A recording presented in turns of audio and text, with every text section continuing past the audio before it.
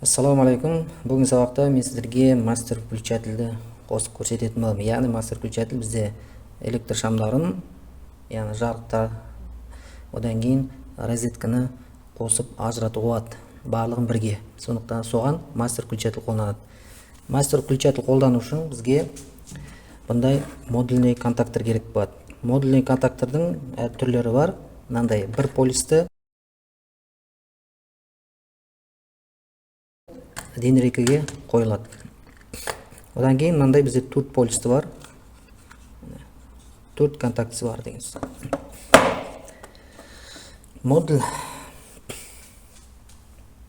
Модульный контактордың схемасына қарайық. Схемасы бізде мінекей. Яғни электромагниттік катушкасы 230 вольт электр кернеуіне есептелген екен. Яғни осыған мән береміз. Яғни алған кезде 380, 110 вольтқа деген секілді емес. Мысалы 230 вольтқа көбінде қосылатын электр шиттің ішіне. Яғни 230 вольтқа қарап алатын боламыз. Одан кейін негізгі тасымалдайтын, яғни контактісі, екі контактісі бұл бізде 25 ампер тоқ күшіне есептелген екен. Яғни одан артық тоқ күш түсетін болса, мысалы розеткеге қосқан кезде, онда бізге бұл жарамайды деген сөз. Яғни 32 амперлігін, 50 амперлігін модульный контакторда алу керек болады. Ал егерде электр шамына освещение қосатын болсаңыз, 25 амперлік модульный контактор, яғни жеткілікті болады. Бізде мына контактор, яғни модульный 4 полисті 230 вольтқа есептелген, яғни катушкасы. Одан кейін мына жақта жазылып тұр, міне 40 амперге дейін есе алады екен. Электр тоғын негізгі тоқты тасымалдай алады екен. Ең әуелі схемасын сызып түсіндіріп кетейін, қоспастан бұрын. Бізде модульный контактордың, яғни шартты белгісі былай болатын болса, мына бізде электромагниттік катушка. Оған А1, А2 дейді. Осыған біз, яғни 220 вольтта фазы 0 беретін боламыз. Яғни электромагниттік катушканы басқару үшін біз алдына включатель қоямыз. Яғни включатель қоямыз, включатель жалғайтын боламыз. Включательге фаза береміз. Яғни фаза напряжение включатель арқылы келеді. Яғни включатель бізді басқан кезде, ана мында катушкаге, электромагнит катушкаге тоқ барған кезде нәтижесінде бізде контактілер қосылатын болады.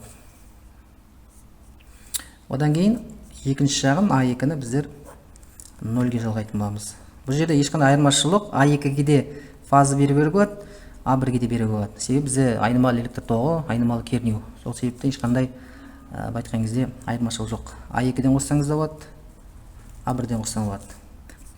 Одан кейін мына оның контактісі былай алайық.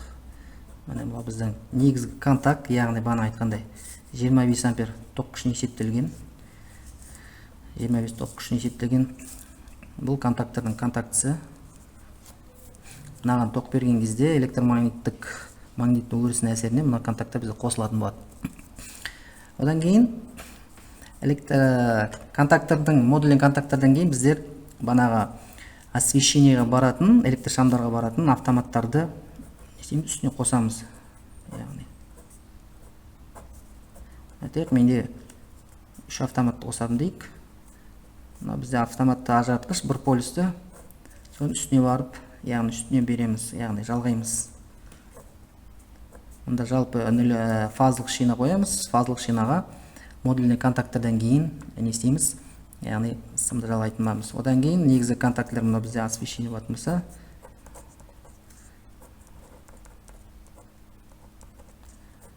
освещение барлығын, яғни модульный контакторды өшірген кезде бізде барлық освещение, яғни электр шамы өшетін болады.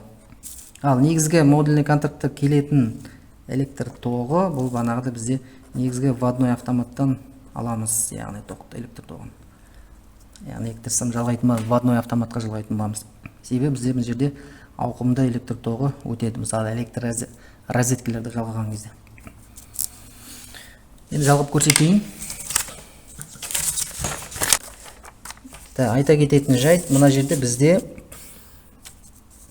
включательдің алдына біздер автоматты ажыратқыш салатын боламыз. Автоматты ажыратқыш болады. Яғни автоматты ажыратқыш болады. яғни бұл электр кабелін сымын, яғни қысқа тұйықтаудан қорғайтын болады.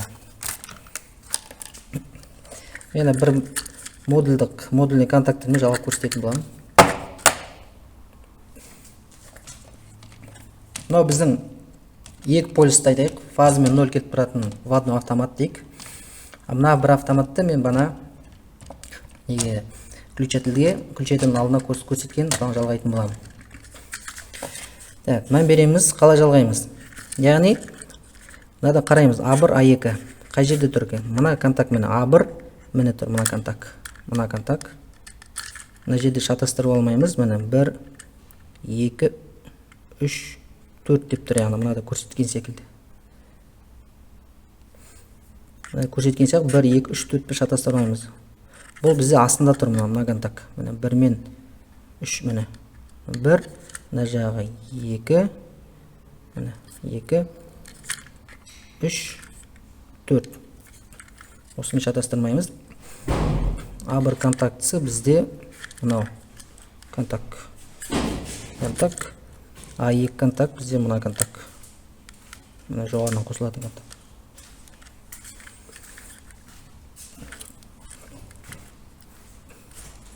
Сол мән береміз.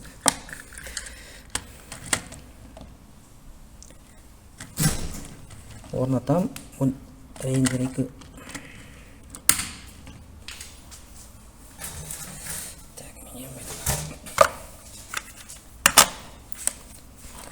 Біз автоматтан аламыз, бір полюсті автоматтан.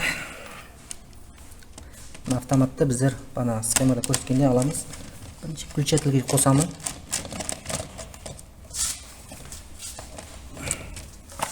Включательге дайындап қойдым. Одан кейін включательден кейін включательге біздер фазасын бізде включатель арқылы өтеді.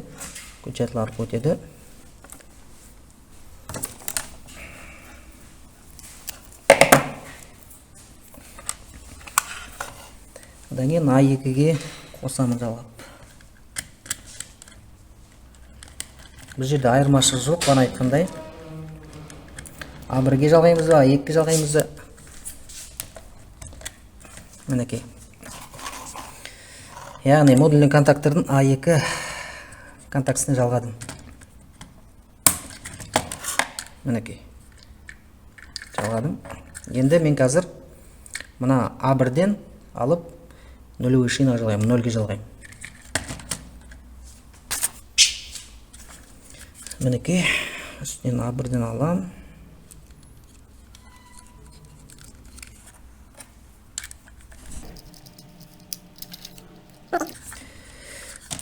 A2-ге фаза бердім, фазасымы кіреді, яғни электромагниттік катушкадан өтіп арқылып, мына 0-ден шығарамыз міне. Енді оны мен 0-ге жалғаймын.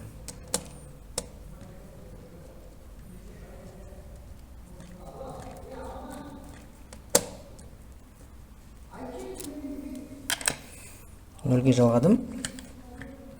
Енді негізі қосып тексеріп қараса да болады.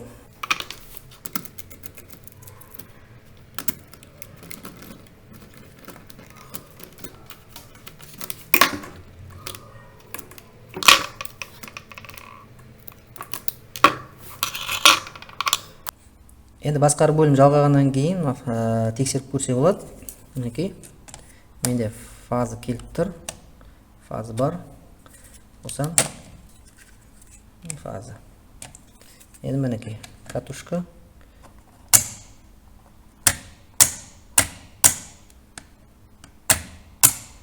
Яғни істеп тұр деген сөз. Енді негізгі контакттерден мінекей. Мынаны бізде жалғадық, мынаны басқару бөлімін. Енді келіп тұрған ватный автоматта негізгі бана тасымалданатын, яғни автоматтарға баратын, освещение автоматтарына баратын сымға жалғаймыз, яғни. Автоматтарға жалғаймыз.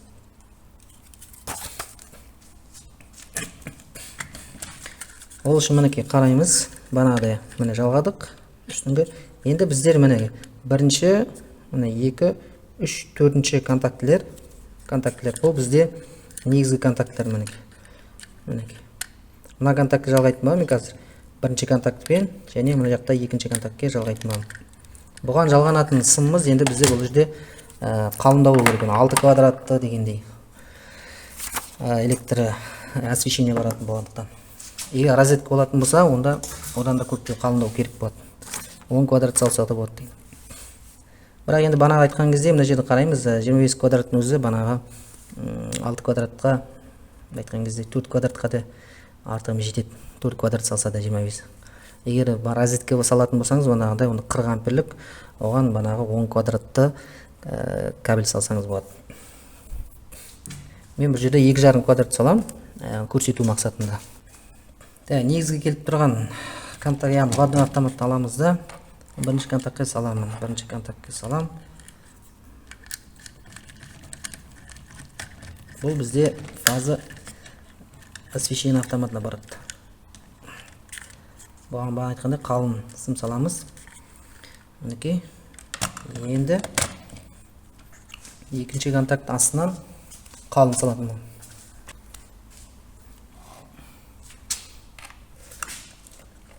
Екінші контактқа саламын, жалғаймын.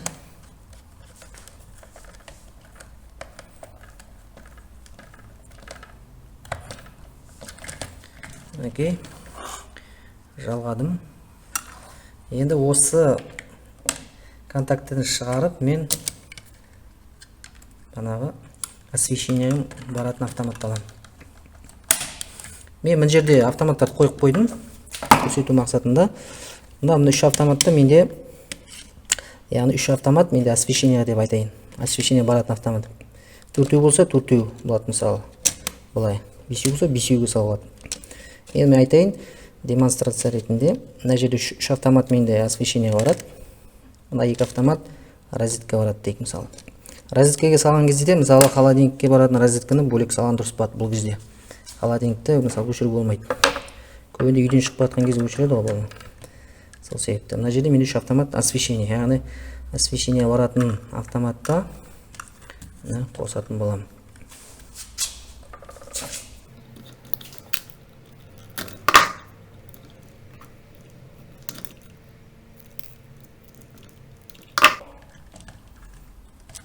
Яғни освещение баратын автоматтың салап үстіне. Одан кейін бізге мынандай фазалық шина керек болады. Мынандай фазалық шина керек болады бізге.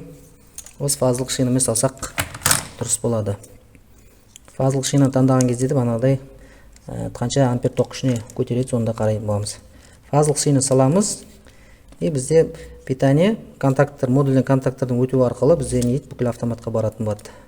Сонымен біздер бүкіл автоматқа баратын питанияны бір уақытта модульный контактормен ажырата алады екенбіз.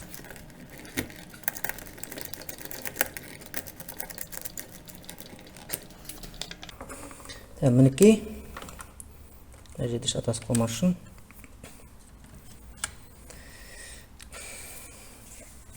Енді мына жерде демонстрация ретінде лампочканы жалғап көрсетемін.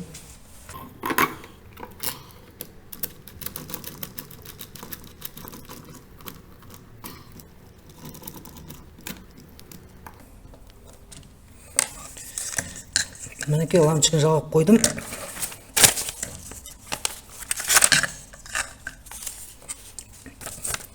Мінекей үстіне жалғадым. Мына біздің вводный автомат болса, яғни модульный контактордың үстіне жалғаймыз. Одан кейін модульный контактордан, яғни фаза өту арқылы біздің 3 автоматымызға барады. Бұл жерде мен бір лампочка жалғап қойдым. Демонстрация ретінде. Енді қосып көрсетейін. Бізде питание келіп тұр. Одан кейін мынау бізде вводный автоматтан келіп тұрған дейік, есептейік. Питание келіп тұр. Мына жағында жоқ екен. Енді автоматты қосам, яғни бізде питание қазір неге бердік? Включателге, включателден бізге модульный контактор беретін боламыз. Мына бердік. Енді модульный контактор бергеннен кейін мына автомат қосам, мына автомат мендегі неге баратын? Освещение автоматы.